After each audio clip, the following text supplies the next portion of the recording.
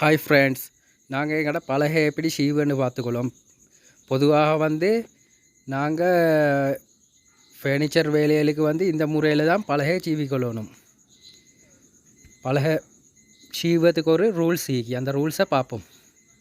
இது 2 இன்ச்சு தர 2 இன்ச்சு பலகைன்னா இதுக்கு நாங்கள் குத்தி எண்ணி செல்லுவோம்.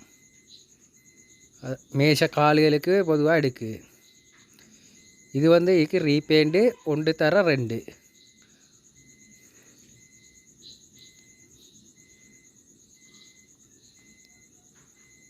இது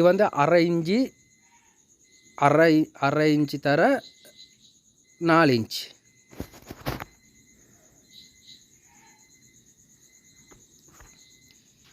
இது 1.5 இன்ச்சு தர 4.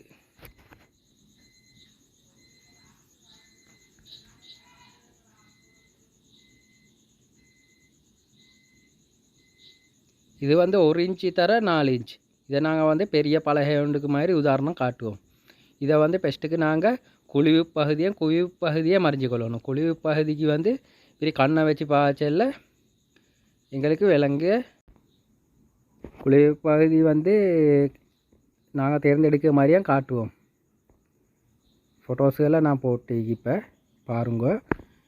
இப்படி கண்ணை வச்சு பாய்ச்சல இந்த இது குழிவு மாதிரி. அதைத்தான் நாங்கள் பெஸ்ட்டுக்கு எடுக்க சீவுறதுக்கு அந்த பக்கம் தான் பெஸ்ட்டு சீவி கொள்ளணும். இந்த முறையை கவனிச்சுக்கோங்க. குழிவு பகுதியை உதாரணமாக ஃபோட்டோஸில் நான் போட்டிக்கு இது கொஞ்சம் வளைஞ்ச ஸ்டைலாக நீக்கும். இந்த முறையில் செக் பண்ணிக்கொள்ளும். அதாவது ஏதாவது ஒரு ரூலர் ஒன்றை வச்சுனேன்னா அந்த ரூலரில் காணும் வெளிச்சம் அவடத்தில் வளைஞ்சின்னு அர்த்தம். இது மூல மட்டத்தை வச்சு பார்க்கலும். மூல மட்டத்தில் சமமாக தான் நீக்கி இது சரியான தான் ஷேப் ஆகிக்கின்ற அந்த மாதிரி வரும். இது நெற்றி முற்ற பார்க்க சிஸ்டம்.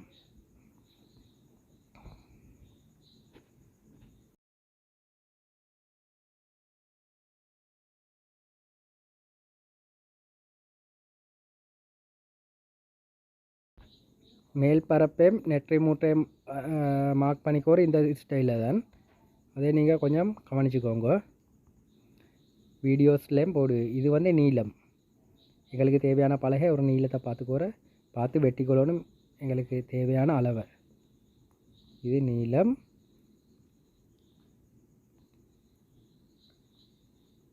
இது மேல் பரப்பு.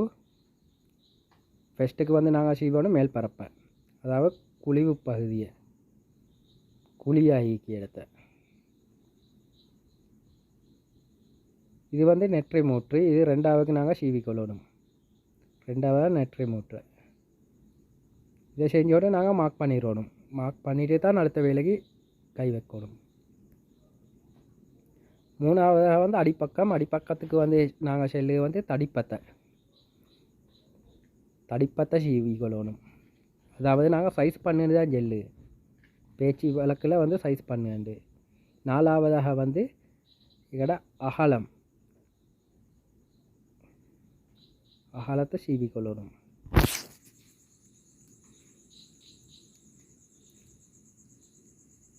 நாங்கள் சீவுக மாதிரி பார்ப்போம்.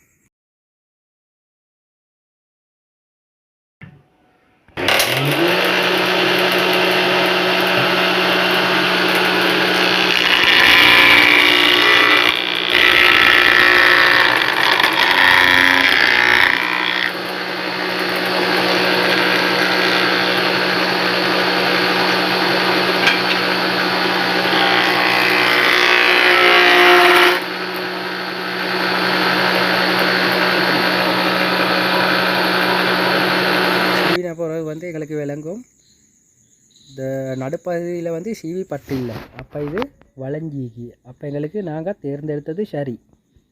அது நடுப்பகுதியும் தெய்யங்காட்டியும் நாங்கள் மெஷினில் சீவோம்.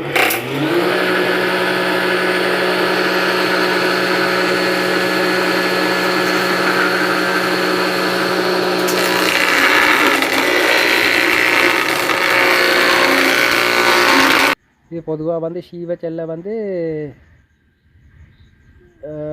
சேஃப்டி டூல்ஸ்களை பாவிச்சுக்கிற மட்டும் நல்ல.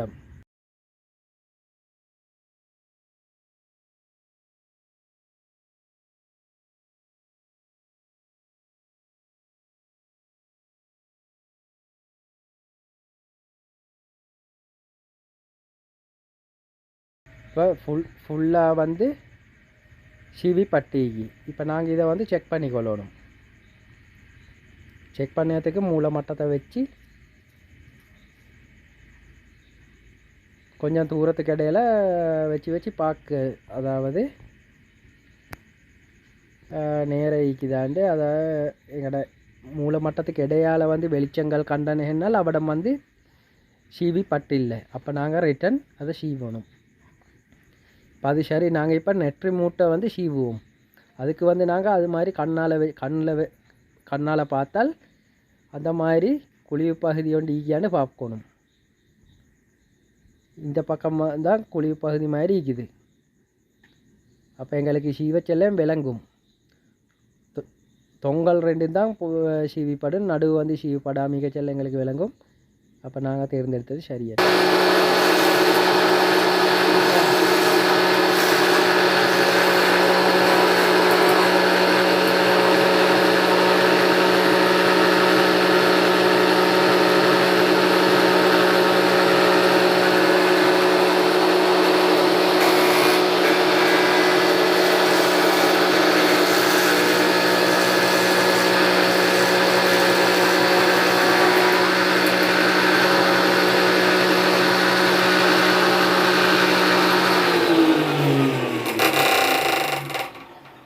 இதை செக் பண்ண வந்து மூலமட்டத்தை நெற்றி பகுதியிலேருந்து வச்சு, அதாவது மேல்பரப்புக்கு மூலமட்டத்தோட வந்து ரூலர் சைட்டிக்க வச்சு பார்த்தால் எங்களுக்கு விளங்கும் இந்த இது சரியாகிக்குதா இல்லாட்டி இன்னும் சீவப்படவை வேணுமான்னு சொல்லி பார்த்துக்கொள்ளிடும். இப்போ நாங்கள் இந்த மார்க்கை பண்ணிக்கொள்ளணும். இப்போ மேல்பரப்பே நெற்றி மூட்டை இந்த மார்க் பண்ணிக்கொள்ளணும். இதுக்கு பிறகு தான் அடுத்த வேலை.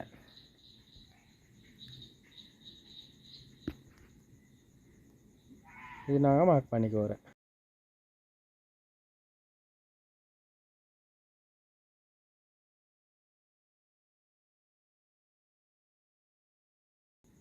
நாம் வந்து வி ஸ்டைல் ஒன்று மாதிரி எழுதினா எங்களுக்கு வந்து அதை ஆப்போசிட்டுக்கு எழுதிக்கொள்ளும். மேலும் எங்களுக்கு ஏதாவது அறிஞ்சு கொள்ளத்துக்கு இருந்தால் சரி. ஆனால் இது வந்து டெக்னிக்கல் ரூல்ஸ் உண்டு இந்த ஸ்டைலில் எழுதுறது. இப்போ நாங்கள் வந்து இதை சைஸ் பண்ணிக்குவோம். சைஸ் என்னன்னா தடிப்பத்தை செஞ்சு கொள்ளத்துக்கு, அதாவது சீவிக்கொலை தடிப்பத்தை சீவுறதுக்கு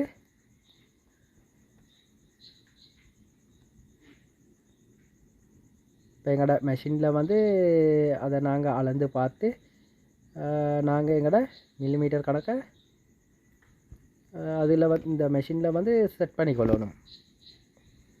இதில் பொதுவாக வந்து 25 மில்லிக்கு என்னன்னா 25 மில்லிக்கு எங்களோட பெட்டை வசத்தோணும்.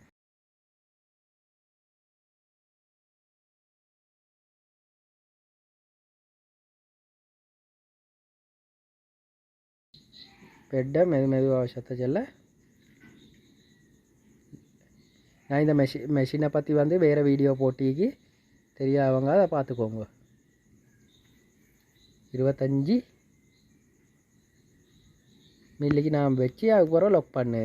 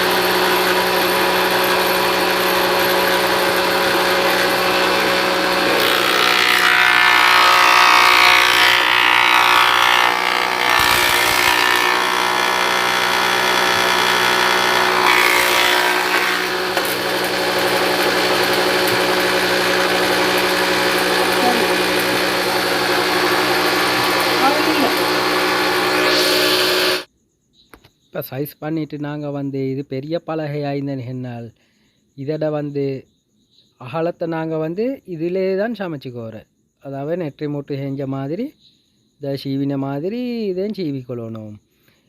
இல்லாட்டி எங்களுக்கு சின்ன சைஸுகள் மாதிரி என்னால் எங்களுக்கு சைஸ் பண்ணத்தில் போட்டு சைஸ் பண்ணிக்கொள்ளணும்.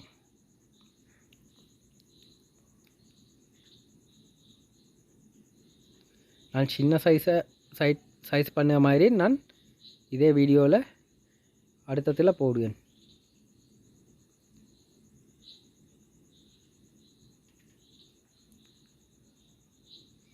இதை 4 மூளைக்கும் மூளை மட்டத்தை வச்சா ஒரே அளவு வரும்.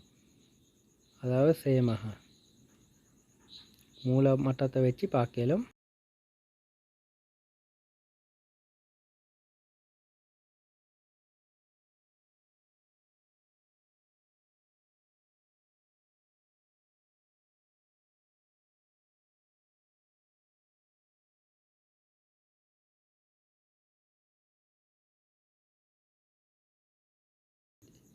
இது அடுத்த பலகை, அதாவது 2 தர 2. இதை நாங்கள் எப்படி சீவுன்னு பார்ப்போம்.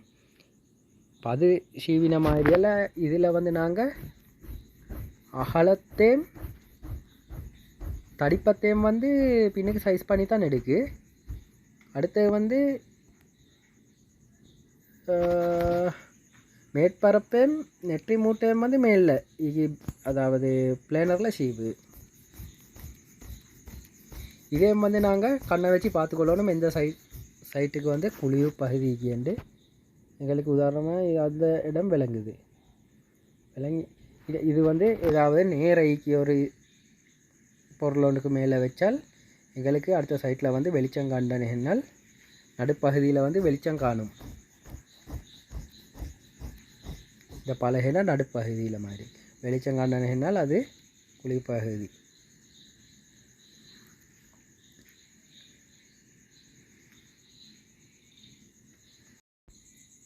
இது சின்ன கட்டை சொட்டி நாம் சேஃப்டி, அதாவது சேஃப்டி ஹேண்டலை யூஸ் பண்ணி தான் இதை பிளேனரில் அதாவது சீவ போகிறேன்.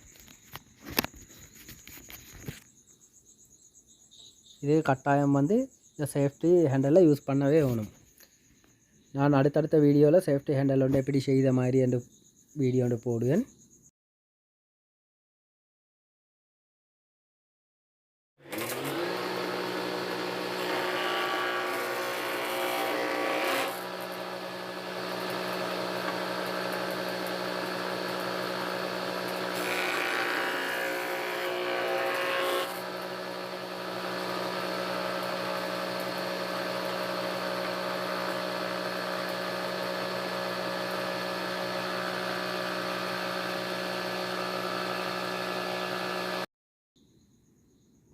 நெற்றி மூட்டை பிடிக்க செல்ல கட்டாயம் பலகையில், அதாவது அந்த குத்தியில் சேர்ந்திக்கணும்.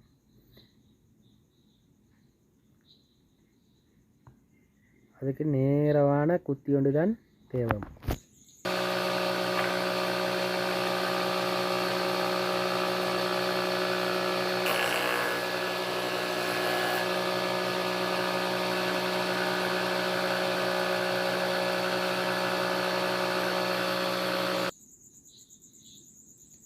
இப்போ மூளை மட்டத்தை வச்சால் மூளை மட்டத்தில் சரியாக ஈக்குது. இப்போ நாங்கள் சைஸ் பண்ணணும். சைஸ் பண்ணதுக்கு முன்னுக்கு மார்க் பண்ணிக்கோற. இது பொதுவாக சைஸ் பண்ணினால் ஒரு நாங்கள் வச்ச சைஸில் சைஸ் ரெண்டையும் செக் பண்ணி பாருங்க. பார்த்து பெரிய சைஸை பெஸ்ட்டுக்கு உள்ளுக்கு போடுங்க. போட்டு மாற்றி மாற்றி 2 சைட்டையும் ஒரே மீக்க இந்த உள்ளுக்கு தள்ளுங்க.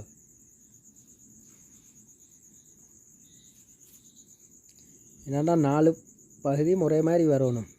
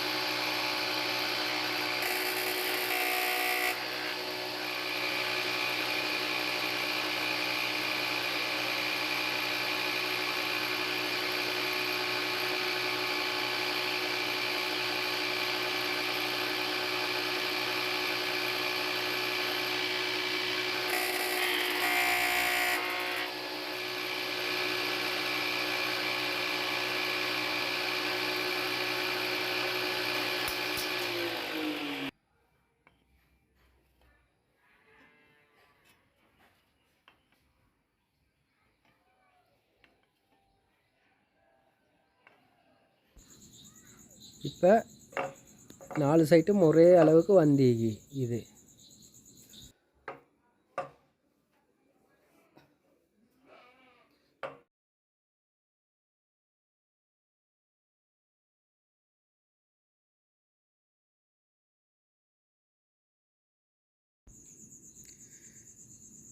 Thank you friends. அடுத்த வீடியோவில் சந்திப்போம். பாய்.